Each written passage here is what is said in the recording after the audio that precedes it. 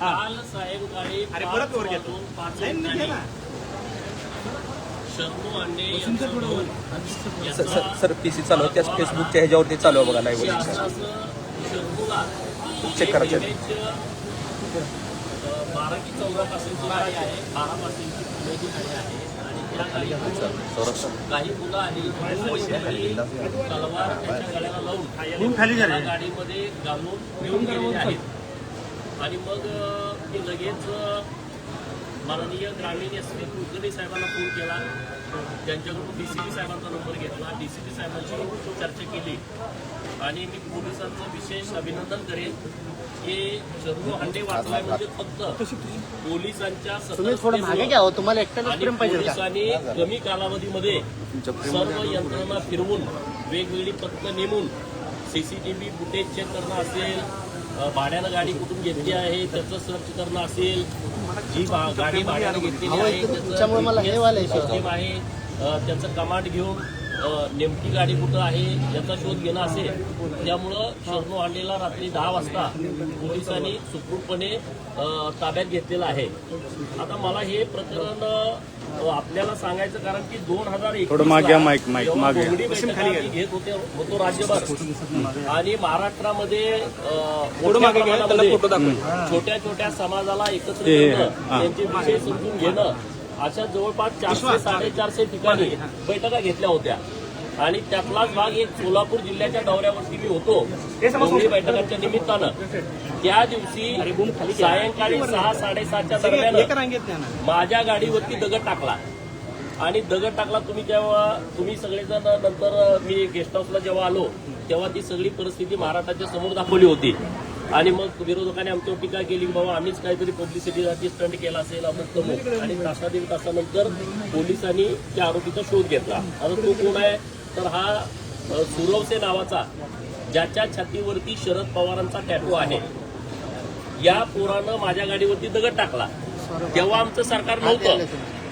पोलिसांना आम्ही तेव्हा विनंती करत होतो की बाबा तुम्ही 307चा गुन्हा दाखल करा, कारण दगड जो होता आणि तो डायरेक्ट मी ज्या सीटवरती बसतोय तिथं टाकला होता. आता हे महाराष्ट्रामध्ये गाळा काढतायत की आमदारांच्या बाबतीमध्ये काय भूमिका घ्या. अरे मी पण होतो ना विधान परिषदेचे सदस्य, आणि माझ्या गाडीवरती भला मोठा दगड टाकला तर याचं 307चं कलम दाखल होणं आवश्यक होतं. बरं हे एका दोघांचं काम नाही. जेव्हा माझ्यावरती दगड टाकला गाडीवरती तेव्हा पाठीमागून एक पोरगा दाखवत होता, त्या पोराचं पण नाव यात निष्पन्न केलं नाही. जो मुलगा 40 फोन दिवसभरामध्ये माझ्या दौऱ्यामध्ये जी मुलं आहेत त्यांना फोन केला होता, त्यामध्ये पण त्याचा तपास लागलेला नाही.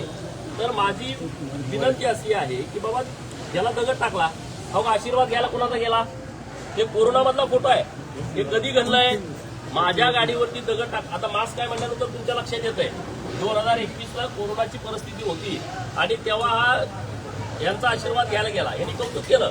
गोपीचंद पडळकरच्या गाडीवरती दगड टाकला तर त्यांचं कौतुक आहे. हा यांचा मास्टर माइंड आहे या सगळ्या प्रकरणाचा. पण हे मी म्हणत नाही, मी एक दुसरं प्रकरण तुम्हाला दाखवणार आहे. आणि म्हणून मी या गोष्टीवरती हे बघा माझ्या गाडीवरती दगड टाकला का खांद्यावर हात टाकून म्हणजे त्याला बक्षीस स्वरूपामध्ये सांगतो ना मी तुम्हाला. हे जे सगळे फोटो आहेत एकाच फॅमिलीतील लोकांचे कसं काय फोटो आहेत या सगळ्या प्रकरणामध्ये.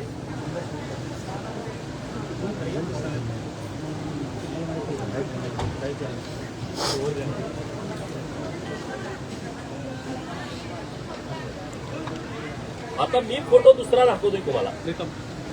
हा फोटो आहे महादेव देवकाते, ज्याच्या छातीवरती शरद पवारांचा टॅटू आहे.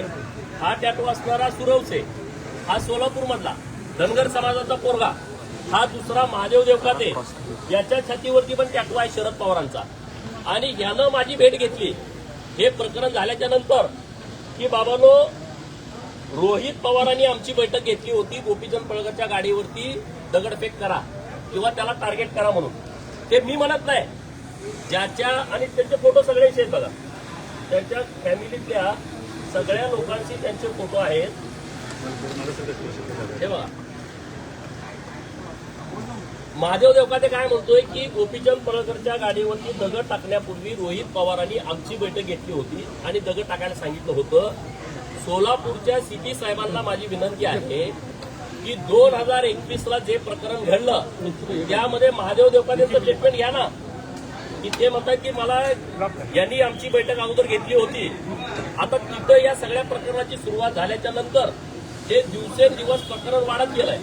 आता बघा, यवतमध्ये छत्रपती शिवाजी महाराजांच्या मूर्तीची विटंबना झाली, याच्यावरती हे कुटुंब काय बोलायला तयार नाही, त्याच्यावरती ते प्रशब्द बोलत नाहीत. मी स्वतः त्या यवतमध्ये जाऊन छत्रपती शिवाजी महाराजांच्या मूर्तीची विटंबना केलेल्या घटनेचा निषेध करून सर्व हिंदुत्ववादी कार्यकर्ते जे एकत्रित झाले होते, ज्यांची संख्या 20-25 हजाराच्या वर होती, आणि त्यामुळे सगळी लोक वितरलेली आहेत. पश्चिम महाराष्ट्रामध्ये हिंदुत्ववादी कार्यकर्ता एकजूट होतोय, एकत्रित होतोय. तर जी लोक पुढे काम करतायत त्यांना डिस्टर्ब करा, त्यांच्या जवळच्या कार्यकर्त्यांना मारझोड करा, त्यांना मारून टाकायचा प्लॅन करा. आता मी शरणूला भेटलो, तुम्ही सगळे होता. शरणू काय म्हणतोय की गाडीमध्ये मला यांनी मधल्या सीटच्या मध्ये टाकलं, उडवलं, गेल्या गेल्या पहिला मांडीवरती वार केला. मांडीवरती त्याचे जखम आहे, त्यांना आता डॉक्टर साहेबांनी टाके वगैरे टाकलेले आहेत. मी आता डॉक्टर साहेबांना पण भेटेल. आणि त्याला पूर्ण मारून टाकायचा प्लॅन केलाय. त्यांच्याकडे जे काही साहित्य सापडलंय ते म्हणजे अमानुषपणे त्याची हत्या करायची, त्याचे व्हिडिओ करायचे, अशा पद्धतीची माहिती मला आता मिळतेय. याच्याबद्दल अधिकृत पोलीस याबद्दल बोलतील. परंतु माननीय सीपी साहेबांना माझी विनंती आहे की या प्रकरणामध्ये जे आरोपी आहेत त्याचं मूळ शोधा. शरणू म्हणतोय की गाडीतून एक व्हिडिओ कॉल लावला होता, तो कुणाला लावला, पुढून कोण बोलत होतं, कुठल्या फोनवरून व्हिडिओ कॉल झाला, व्हिडिओ कॉलवरती याला माफी मागायला सांगितली असं त्याचं म्हणणं आहे. तर याचा सगळा सखोल अभ्यास करा. ही मुलं इतकं मोठं धाडस करतील असं मला वाटत नाही. कुणीतरी याला पाठीमाग असल्याशिवाय, बॅकबोन असल्याशिवाय हे प्रकरण इतक्या टोकाला जाऊ शकत नाही. माननीय सीपी साहेब, डीसीपी साहेब आणि ग्रामीणचे एसपी यांचं मी विशेष अभिनंदन करेन. शरणू हांडे वाचलाय हा फक्त पोलिसांच्यामुळं, त्यांच्या सतर्कतेमुळं. तास, 2 तास, 3 तास जर उशीर झाला असता तर काहीतरी नक्की घातपात झाला असता. आणि त्यामुळं माझी त्यांच्याकडे ही मागणी आहे, 2021 ला जे प्रकरण माझ्या गाडीवरती दगडफेक झालं त्याची फेर चौकशी केली पाहिजे. त्या प्रकरणामध्ये नेमकं कोण कोण होतं त्यांना सगळ्यांना अरेस्ट केलं पाहिजे. त्यांचा मूळ कोण आहे, महादेव देवकातेचं स्टेटमेंट घेऊन त्यांची जर बैठक झाली असेल तर रोहित पवारांना त्या प्रकरणामध्ये आरोपी केला पाहिजे. आणि नंतर या सगळ्या प्रक्रियेमध्ये 307चं कलम लावलं पाहिजे. एक मोठा दगड तुम्ही डायरेक्ट गाडीवरती टाकता, 307चं कलम लागलं पाहिजे. तेव्हा त्या सरकारांचं नसल्यामुळे लागलेलं नाही. ही माझी पहिली मागणी आहे. दुसरी मागणी, कालचं जे प्रकरण झालेलं आहे या प्रकरणाच्या मुळापर्यंत जाऊन आता सांगितलं की 3 मुलं तिथं उतरली. ती मुलं कोण होती, त्याला कुणी पाठवलं, यांची तर पोच नाही. पुण्यातली मुलं ह्यांच्या कशी काय कनेक्टमध्ये येऊ शकतात, पुण्यातनं गाडी भाड्यानं कशी काय मिळू शकते, हे सगळं पूर्णपणे प्लॅनिंग करून केलेलं हे सगळं प्रकरण आहे. आणि त्यामुळं त्याचं पूर्ण व्यवस्थितपणे शोध घेऊन ती मुलं म्हणत याला मारायचं नाही असं शरणूचं म्हणणं आहे. त्यांच्यामध्ये वाद तयार झाला की हे म्हणायचे मारून टाकायचं आहे, दुसरे म्हणले की मारून टाकायचं नाही. आणि त्यामुळं याचा पूर्ण प्रकरणाचा शोध घेऊन या आरोपींच्या वरती मकोकाखाली कारवाई करता येते का याचा विचार पोलिसांनी करावा. रोहित पवारांच्या बाबत मी नाही बोलत, परंतु महादेव देवकाते बोलतोय की ज्याच्या छातीवरती शरद पवारांचा टॅटू आहे. शरणू आता काय बोला की बाबा कुणाला तरी व्हिडिओ कॉल केला, तिला तर नावच घेतलं. जर या सगळ्या प्रक्रियेमध्ये त्याचं नाव घेतलं असेल आणि रोहित पवारांना वाटत असेल की कार्यकर्त्यांना मारावं, मी त्यांना आव्हान हे करतो, तुम्ही खालच्या कार्यकर्त्यांना कशाला भांडणं लावताय? आमच्याच कार्यकर्त्यांना पुढे करून तुम्ही भांडणं लावू नका. तुमच्यात हिंमत आहे, तुम्ही समोर या ना. तुम्हाला मला जर मारायचं असेल मला सांगा, बारामतीत कधी येऊ, त्यांनी तारीख सांगावी, त्यांनी वेळ सांगावी, त्यांनी ठिकाण सांगावं, मी तिथं येतो ना. तुम्ही खालच्या कार्यकर्त्यामध्ये वातावरण दूषित करणं, खालच्या कार्यकर्त्यामध्ये मारामारी करण्यासाठी लोकांना प्रवृत्त करणं, हे जुने उद्योग नव्यानं त्यांनी पुढच्या पिढीमध्ये करू नयेत असं माझं त्यांना सांगणं आहे. आणि तुमच्यामध्ये ती हिंमत नाही समोर येऊन लढायची, हे अख्ख्या महाराष्ट्राला माहित आहे. कुणा तर पुढं करणं, प्रशासनाला पुढं करणं, वेगवेगळ्या खोट्या केसेस घालणं, यात तुम्ही सगळे माहीर आहात. परंतु जर तुम्हाला असं काही करायचं असेल तर नक्की तुम्ही मला सांगा, मी तिकडे येतो. तुम्हाला जर माझ्यावरती अटॅक करायचं असेल, मला मारहाण करायची असेल, मी तुमच्या गावामध्ये येतो. यापूर्वी देखील तुमच्यावरती हल्ला करण्याचा प्रयत्न केला होता, हे सगळे अशाच पद्धतीचे प्रकार होत आहेत. नाही संरक्षणाची मागणी आहे. नाही कार्यकर्त्यांना ते असं सातत्यानं डिवचण्याचा प्रयत्न करतायत. परंतु आम्ही सगळे कायद्यावरती विश्वास ठेवणारी लोक आहोत. पोलिसांच्यावरती आमचा विश्वास आहे. राज्याचे मुख्यमंत्री महोदय यांच्या कानावरती ही मी घटना सविस्तरपणे घातलेली आहे आणि नक्की या सगळ्या विषयाच्या खोलापर्यंत पोलीस जातील आणि ज्या लोकांनी हे कृत्य केलं आहे त्या लोकांना पूर्णपणे उघडं करतील. आता आमच्या कार्यकर्त्यांना ह्याच आमच्या सूचना आहेत की हे पूर्णपणे बिथरलेली लोक आहेत आणि ही बिथरलेली लोक कार्यकर्त्यांना टार्गेट करतायत. आपण सगळ्यांनी सावधपणे आपण सगळ्यांनी राहावं हेच आपल्या माध्यमात. तुम्ही कुणाकुणाला संरक्षण देणार? कार्यकर्त्यांची संख्या हजारोच्या पटीत आहे तर तुम्ही पोलीस एवढ्या लोकांना संरक्षण कसं देणार?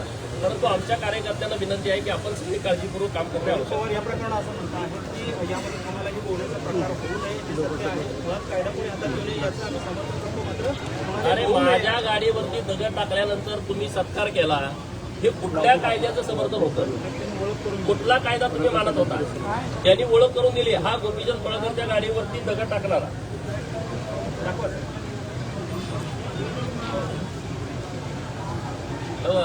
रोहित पवारचा वाघ आहे म्हणे. तुम्ही हे उद्योग राज्यभर केले 40-50 वर्षे. हे नव्यानं लोकांना सांगण्याची आवश्यकता नाही आहे. आणि तुम्ही महाराष्ट्राची संस्कृती, महाराष्ट्र कुठं चालला? अरे जरा तर लाजा वाटायला पाहिजे तुम्हाला. या महाराष्ट्राची संस्कृती बिघडवणारे तुम्ही आहात. या महाराष्ट्राची वाट लावणारे तुम्ही आहात आणि तुम्ही आम्हाला सल्ले देताय, महाराष्ट्राच्या समोर सल्ले देताय. आणि त्यामुळं रोहित पवारांनी हे उद्योग करणं बंद करावं. कायदा कायद्याच्या पद्धतीनं काम करेल. कायद्याला किंवा पोलिसांना सल्ला देण्याची आवश्यकता रोहित पवारांच्याकडे आहे असं मला अजिबात वाटत नाही. पोलीस त्यासाठी सक्षम आहे. पण साहेब रोहित पवार असं म्हणतायत, साहेब रोहित पवार असं म्हणतायत की 3 महिने आता तुम्ही ऐकलं ते शर्मूचं म्हणणं असं आहे की गाडीतली लोक म्हणली रोहित पवाराला कॉल करा. रोहित दादाला पवार मी म्हणतोय, ते दादा म्हणतोय. पोरं त्यांचे कार्यकर्ते असल्यामुळं ते त्यांना दादा म्हणतात. तर रोहित पवारांना फोन करा आणि 15 मिनिटानंतर एका मोबाईलवरून कॉल आला आणि त्यामध्ये शर्मूचं असं म्हणणं आहे की मला माफी मागायला सांगितली आणि मी माफी मागितली नाही तर तुला मस्ती आहे, याला संपून टाका. अशा पद्धतीचं प्रकरण हे सगळ्या या गोष्टीमध्ये घडलंय असं त्याचं म्हणणं आहे. तर नक्की पोलिसांनी या गोष्टीमध्ये सिरियसपणे विचार करावा. जर कुणाचा कॉल आलाय, कोण व्हिडिओ कॉलवरती बोललं, हे लोकांच्या समोर येऊ द्या ना.